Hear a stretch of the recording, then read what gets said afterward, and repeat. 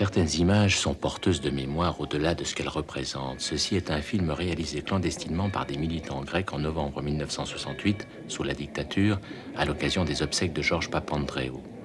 La mort d'un homme d'État libéral autorisait pour la première fois une manifestation populaire, et le film allait circuler dans toute l'Europe comme le premier tract de la résistance. Que ces images tremblées nous aident à ne pas oublier que l'année même où Paris jouait à la Révolution, le Chili de Pinochet était là, à 3 heures d'avion.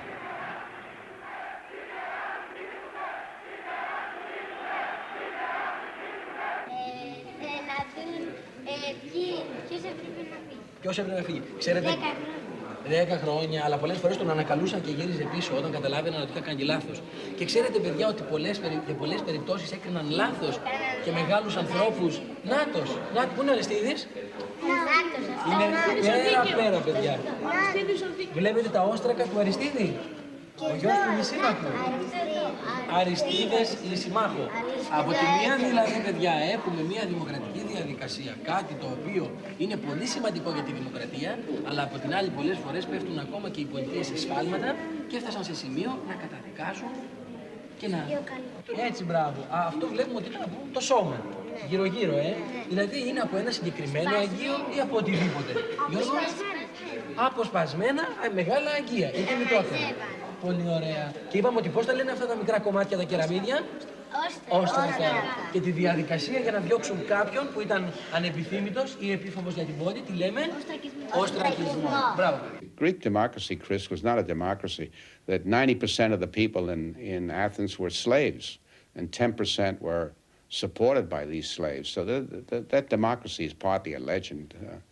They did meet, the 10% did meet and make judgments, but they had armies that were threatened by the Sparta army, and they all fought with each other, and it's the same damn thing.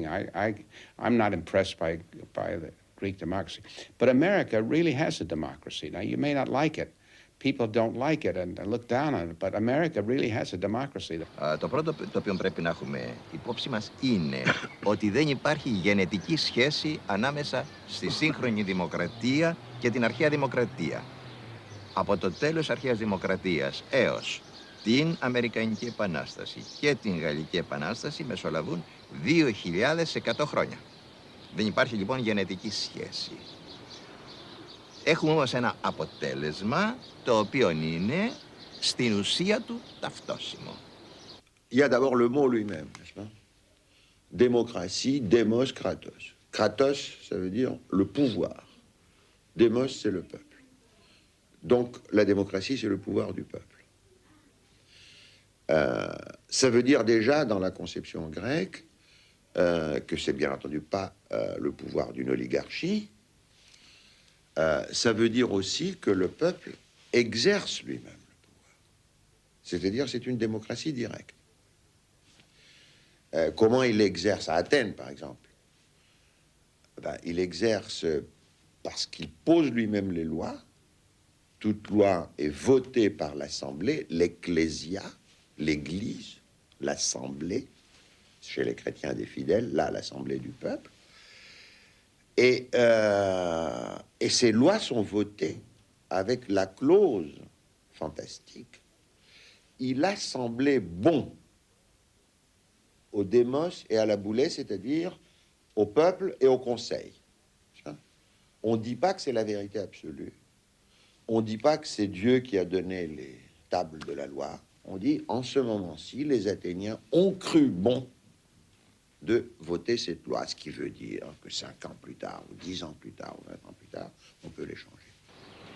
Η πόλη είναι ένα είδος κράτους πάρα πολύ ιδιότυπο και ανεπανάληπτο. Δεν έχει καμία σχέση με την cité, η οποία είναι ένα φαινόμενο μεταγενέστερο. Η πόλη είναι ένα κράτος, η ιδιοτυπία του οποίου συνίσταται στο γεγονός ότι συνδέεται με μία ανθρώπινη κοινότητα που έχει μία ιστορική προέλευση αρχαιότερη και από την πόλη. Αυτή η κοινότητα δημιουργείται μέσα ή γύρω από ένα οικισμό τύπου πόλεως και χαρακτηρίζεται, δηλαδή ειδοποιείται, όπως τα λέγαμε πιο επιστημονικά, ειδοποιείται από αυτό το γεγονός ότι συνδέεται με την πόλη. Γι' αυτό βλέπουμε ότι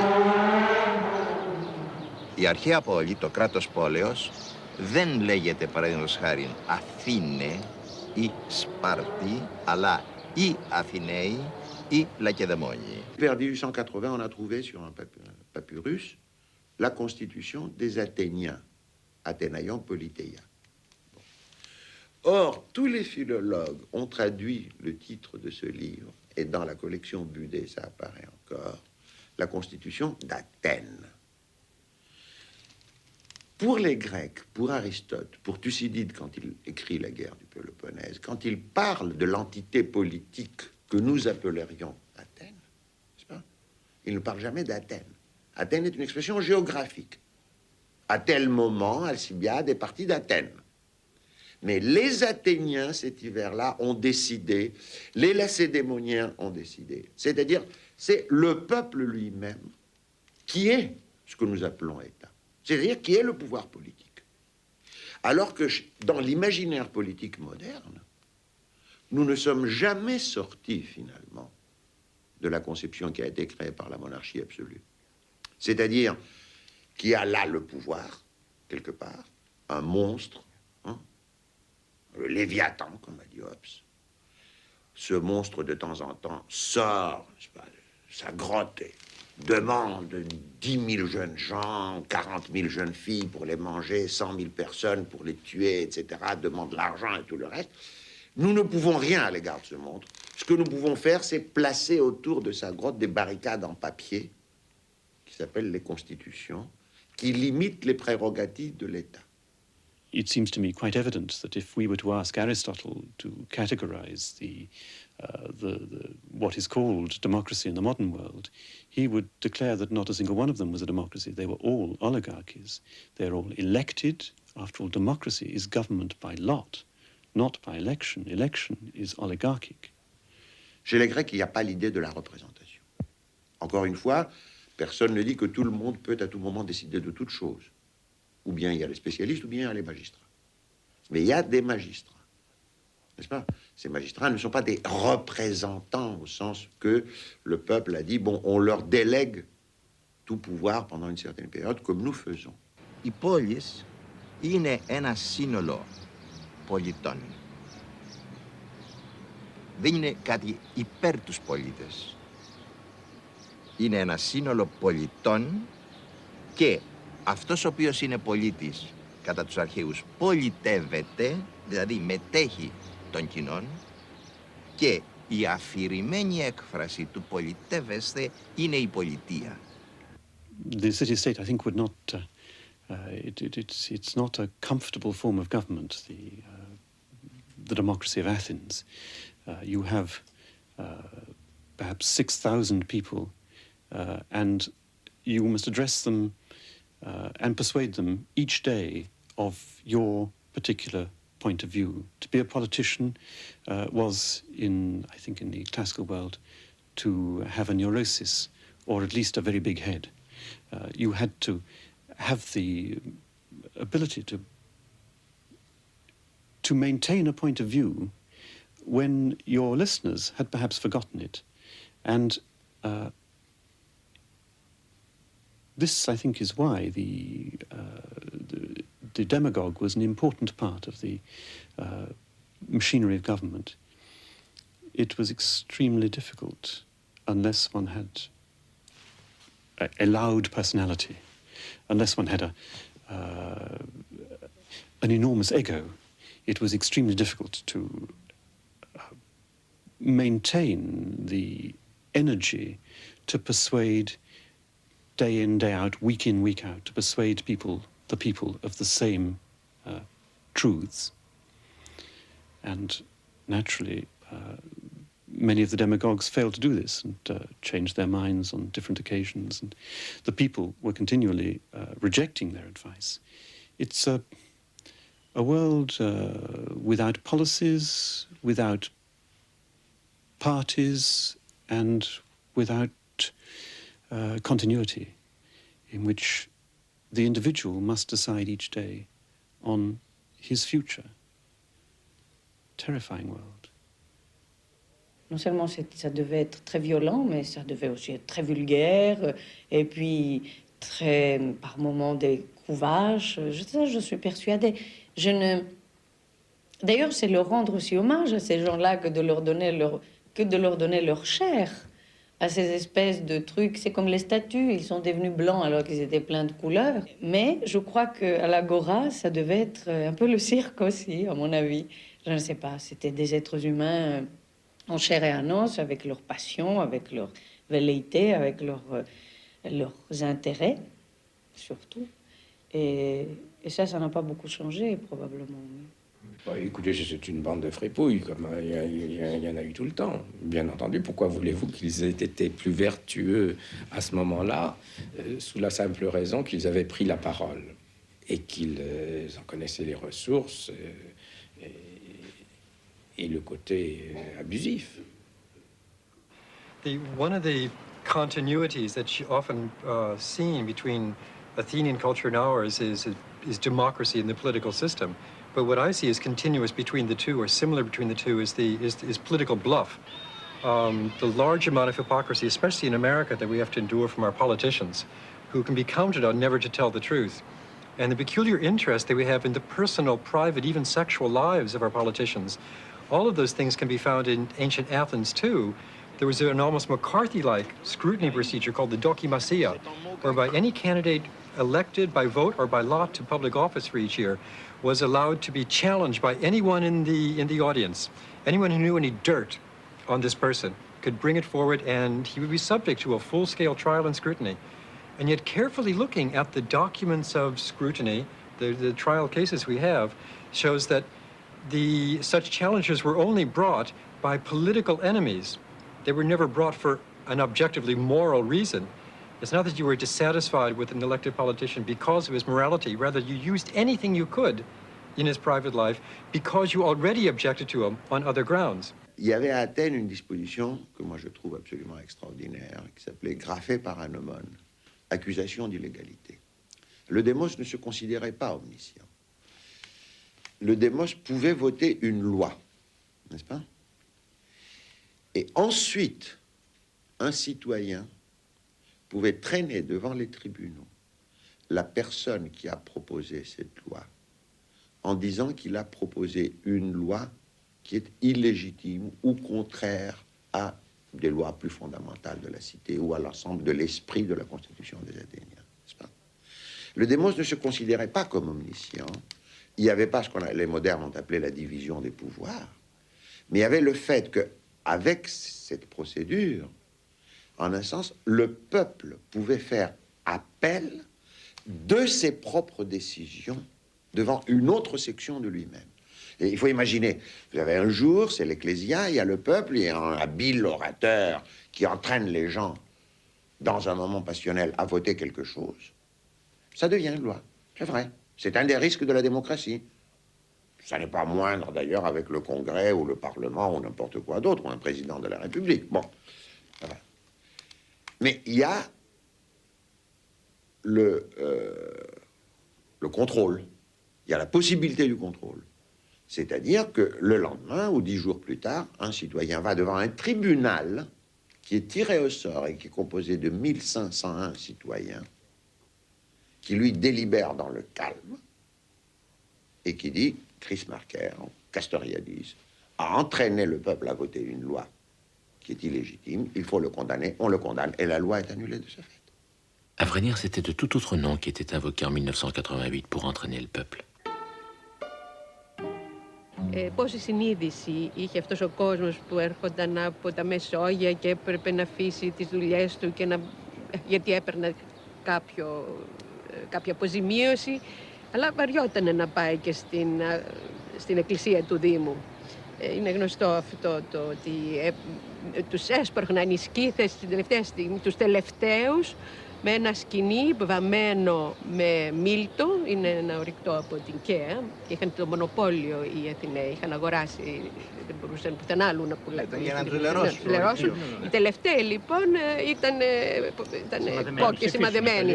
Ναι, αλλά δεν ξέρω από άλλα κείμενα να έχουμε έτσι τέτοια τίποτα. Κοιτάξτε, οι άνθρωποι είναι λιγότερο τέλειοι από τα συστήματα και από τις ιδέες. Είναι επόμενο. Οι ίδιοι αυτοί οι άνθρωποι, οι οποίοι κατά κάποιο τρόπο πήγαιναν στην εκκλησία για να μην λερωθούν από το σκοινί το κόκκινο, οπότε θα πλήρωναν πρόστιμο. Οι ίδιοι αυτοί οι άνθρωποι παθιάζονταν φυσικά για την πόλη τους και έξω από τις κανονικές εκκλησίες του Δήμου που γίνονταν στην Πνίκα ή όπου αλλού, έξω από αυτές τις επίσημες συγκεντρώσεις, τα πολιτικά τα συζητούσαν όπου βρίσκονταν μερικοί άνθρωποι. Στις γωνίες, στις πλατείες, στα κουρία.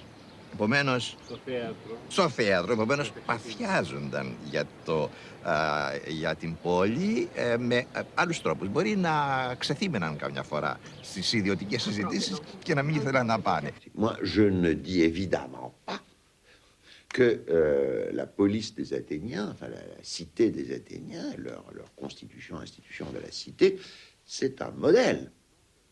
Ce serait de la folie, non seulement à cause de la dimension physique, à cause d'une foule d'autres choses. Je dis simplement que c'est un germe, c'est-à-dire que nous pouvons nous inspirer de cela pour essayer de penser autrement notre relation à la loi, notre relation à la collectivité, notre relation au pouvoir. Or, dans le domaine que nous discutons, ce germe signifie quoi? C'est que les citoyens anciens considéraient effectivement que la communauté, la police, était leur affaire. Ils se passionnaient pour cela, n'est-ce pas? Et que les individus modernes, c'est là que le bas blesse, ne se passionnent.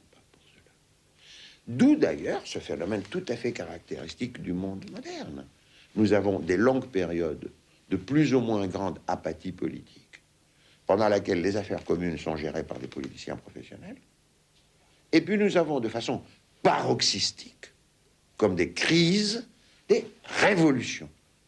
Parce qu'évidemment, les professionnels gérant le domaine politique ont été trop loin, ou ce qu'ils font ne correspond plus à ce que la société veut. La société ne peut pas trouver des canaux normaux pour exprimer sa volonté. On est donc obligé d'avoir une révolution et une crise sous cette forme, n'est-ce pas? C'est-à-dire, l'activité politique dans les sociétés modernes ne peut se réaliser que sous cette forme paroxystique de crises qui surviennent tous les 10, 20, 40, 50, 70 ans, etc., etc. Alors que par exemple, dans l'histoire de la cité des Athéniens, nous avons à peu près 3 siècles. Je laisse de côté le 4e, qui est pour moi, en effet, le siècle où la démocratie s'atrophie, disparaît, dégénère, etc., après la défaite de 404, à la guerre du Péloponnèse. Nous avons 3 siècles où il y a des changements de régime, mais où, en tout cas, ces 3 siècles sont caractérisés par la participation constante, permanente des citoyens dans le corps politique. Ça ne veut pas dire des 100%, mais les plus récentes études, celle de Finlay par exemple, montrent que quand une affaire importante était discutée dans l'Assemblée du peuple à Athènes, il y avait 15-20 000 personnes sur 30 000 citoyens. Il faut savoir ce que ça veut dire. Ça veut dire qu'il y avait des gens qui partaient à 2 heures du matin de Sounion ou de Laurion ou de Marathon pour être sur la Pnyx au moment du lever du soleil, quand les Prytanes commençaient, annonçaient que la délibération était ouverte. Et ils faisaient ça pour rien. Le salaire ecclésiastique a été introduit beaucoup plus tard. Ils perdaient leur journée de travail, ils perdaient leur sommeil pour aller participer. Et ça, il faut opposer avec une phrase qu'a très bien dite Benjamin Constant, vers 1820 déjà, quand il oppose la démocratie chez les modernes, la démocratie chez les anciens, où il dit à peu près cela. Constant était un libéral. Il était pour la démocratie représentative, il était pour le suffrage censitaire, il pensait que les ouvriers étant donné leur occupation, ne peuvent pas vraiment s'occuper de politique, etc. Donc il faut que les classes cultivées s'en occupent. Et il disait, de toute façon, pour nous autres, ce qui nous intéresse, nous autres modernes, c'est pas de participer aux affaires publiques. Tout ce que nous demandons à l'État, c'est la garantie de nos jouissances.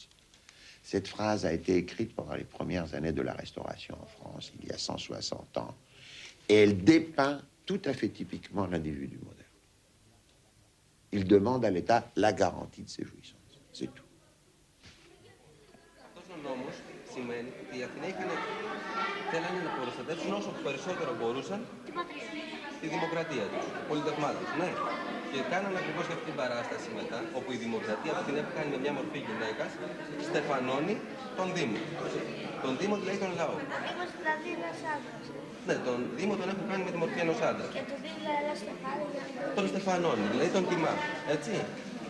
Και εδώ από κάτω γράψαν ακριβώς αυτόν τον νόμο για να τον ξέρει κάθε Αθηναίος και όποιος, για να ξέρει να μπορεί να τον τηρήσει. Ή να προστατεύσει τη δημοκρατία ή να αποφύγει να κάνει τυραννία, να μην προσπαθήσει ποτέ να κάνει τυραννία. Au 5e siècle, donc, c'est l'apogée. Et puis, il y a la guerre du Péloponnèse. 431, dans laquelle le début de la guerre du Péloponnèse, c'est effectivement une tragédie. Thucydide le dit très bien. C'est-à-dire que peu importe les prétextes que les Lacédémoniens ont utilisés pour déclarer la guerre, la vraie cause de la guerre des Thucydides, c'était le fait que les Lacédémoniens ne pouvaient pas supporter la puissance croissante des Athéniens et ils ont considéré qu'à un certain moment, il fallait arrêter cela. Il y a un admirable chapitre chez Thucydide, très moderne, où il dit comment les mots ont perdu leur sens dans la guerre. Parce que la guerre entre les Athéniens et les Spartiates, la guerre du Péloponnèse, était en même temps une guerre civile. Les démocrates dans toutes les cités soutenaient les Athéniens, les aristocrates soutenaient les Spartiates. C'était une guerre civile. C'est une guerre entre les démocrates et les aristocrates en Grèce, représentée par ces deux puissances. Et chaque fois que les Athéniens conquéraient une cité, ils installaient la démocratie, si je peux dire. Ils mettaient le démos au pouvoir, et chaque fois que les Spartiates revenaient, ils réinstallaient les oligoi, les peu nombreux, c'est-à-dire les aristocrates. Bon. Et Thucydide dit que même la langue a été complètement corrompue, parce que les mêmes mots étaient utilisés par les deux parties contraires pour dire en apparence la même chose et en vérité des choses tout à fait contraires. Ça vous rappelle rien, ça? Hein? Est-ce que M. Mengistu n'est pas un grand démocrate? Bon, ou est-ce que je ne sais pas qui, enfin, etc. Tout le monde est pour la démocratie, tout le monde est pour le socialisme, tout le monde est pour le bien commun, et les mots ne veulent plus rien dire. Nous vivons une guerre civile en Occident qui a commencé je ne sais pas quand, et qui a fait qu'il y a cette usure énorme du langage. Mais pour revenir aux Athéniens, à partir de ce moment-là, le démos des Athéniens n'est plus le démos de la grande époque. Il y a une révolution oligarchique, le démos se réinstaure, les Athéniens remportent encore une série de batailles, ils font des choses fantastiques, et puis de plus en plus, on voit que le démos a cessé de savoir décider, et finalement, c'est la catastrophe de 404, qui est due à des erreurs des Athéniens, mais qui ne sont pas des erreurs au sens de calcul, c'est des erreurs politiques profondes, qui sont commises pendant la dernière phrase, et qui sont toutes reliées à l'hubris, au fait que ne pas savoir se limiter, ne pas savoir dire que c'est jusque-là qu'on peut aller et pas plus loin. Et ça, les Athéniens n'ont pas su le faire après 415. Et ça a été la fin de la démocratie. Et bon.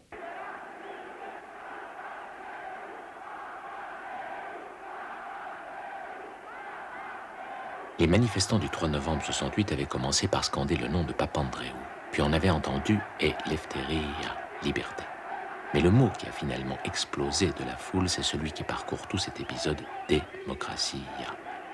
Si l'on pouvait capter l'image de la démocratie que génèrent les peuples quand ils en sont privés, et la leur reprojeter comme une diapo une fois qu'ils l'ont reconquise. Ou bien faudrait-il dire de la démocratie ce que quelqu'un a dit du bonheur, cette chose qui n'existe pas et qui pourtant, un jour, n'est plus.